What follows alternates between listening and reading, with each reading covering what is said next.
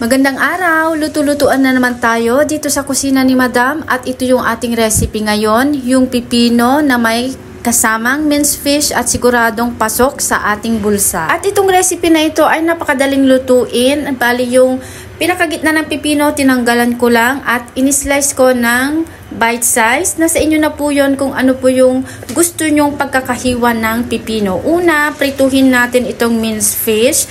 Baliktarin po natin yan, prituhin both side. Tapos kapag naprito na, cut natin ito ng katamtamang hiwa lamang. Tapos after nyan, maggisa tayo ng sibuyas at saka bawang. Pwede nyo rin po itong lagyan ng sili kung gusto nyo po ng maanghang. Tapos nilagay ko na yung ating pipino at lalagyan lang natin ito ng pampalasa katulad ng black pepper tapos nor powder. Hindi na po ako naglagay dito ng light soy sauce or oyster sauce kasi itong minced fish na ito ay malasa na. Kumbaga naglagay lang ako ng nor powder para naman may lasa yung ating pipino.